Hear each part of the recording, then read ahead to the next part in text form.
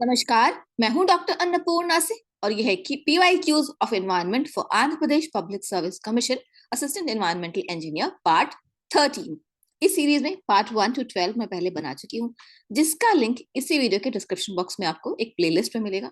तो शुरू करते हैं। पर शुरू करने से पहले अगर आप मेरे चैनल पर नए हैं तो ऐसे कई वीडियोस के लिए और इस एग्जाम से जुड़ी हर तैयारी के लिए और एनवायरमेंटल साइंस से जुड़ी हर जानकारी के लिए मेरे चैनल को सब्सक्राइब करना ना भूलें।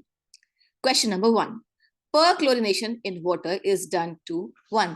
Kill bacteria and virus. 2. Reduce inorganic matter. 3. To kill algae and protect filters. 4. To increase alkalinity. सही उत्तर है 3. To kill algae and protect filters. अब perchlorination क्या होता है मैं आपको आराम से समझाती हूँ, पहले इंग्लिश में फिर हिंदी में। Perchlorination is the addition of chlorine in the collection system serving the wastewater treatment plant or at the headworks of the water treatment plant before other treatment processes. तो क्या होता है कि जब वेस्ट वाटर है या ड्रिंकिंग वाटर है, इसको ड्रिंकिंग वाटर के एग्जांपल से समझाती हूँ। जब ड्रिंकिंग वाटर ट्रीटमेंट होता है तो पहले होता है स्क्रीनिंग, फिर होता है सेडिमेंटेशन, फिर होता है फिल्ट्रेशन, फिर होता है डिसइंफेक्शन, और डिसइंफेक्शन के टाइम पे क्लोरीन ऐड किया जाता है और फिर उस पानी को रिलीज कर दिया जाता है। ये नॉर्मल प्रोसेस है।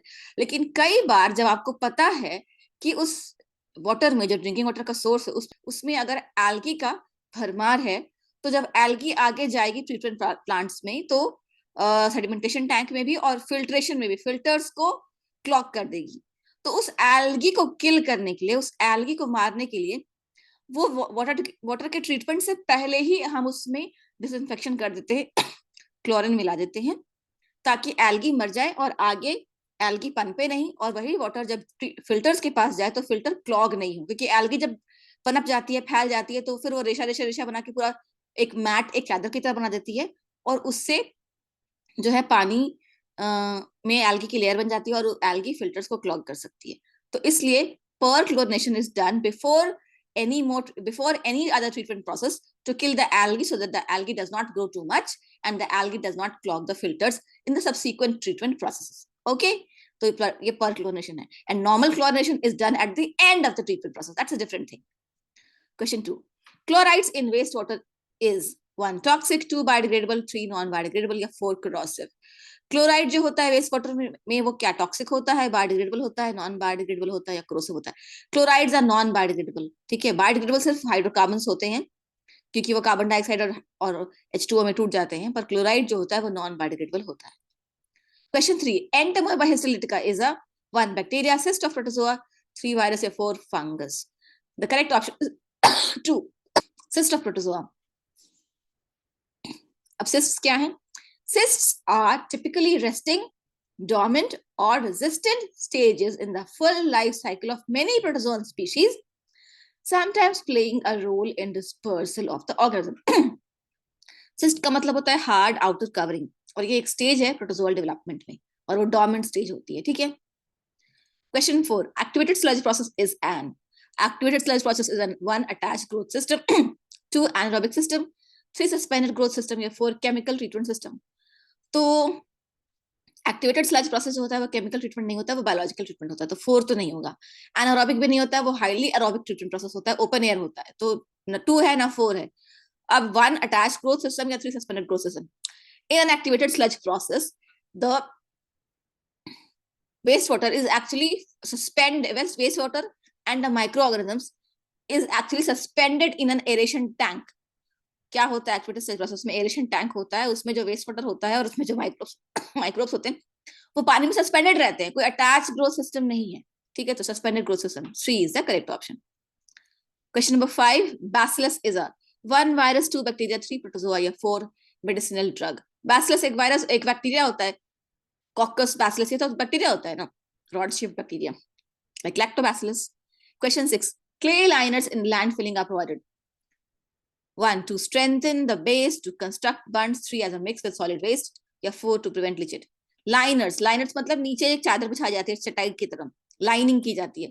तो क्ले जो होता है वो एक इम्पर्वियस मटेरियल है और वो हार्ड हो जाता है एकदम, और उससे पानी नीचे नहीं जा पाता है। तो क्ले का जो लेयर बनाई जाती है, क्ले का लेप किया जाता है लैंडफिल में, ताकि जो लैंडफिल से जो लीचेट है वो ग्राउंड वाटर में ना जाए, टू प्रिवेंट लीचेट। ठीक है। Question 7.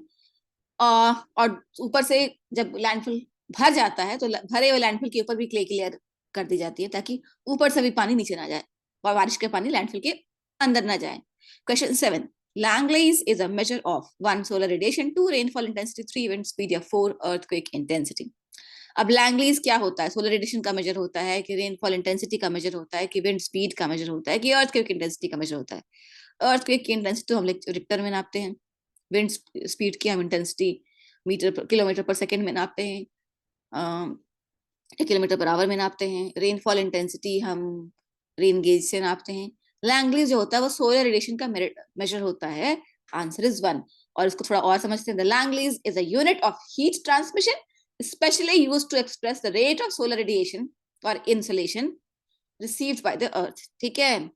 Question 9, the size dependent collection efficiency of particles is the following: 1 grade efficiency, 2 overall collection efficiency, 3 Murphy efficiency या 4 structure efficiency। The correct answer is 1 grade efficiency। अब grade efficiency क्या होता है? grade मतलब क्या होता है? क्लास कौन सा बड़ा है कौन सा छोटा है।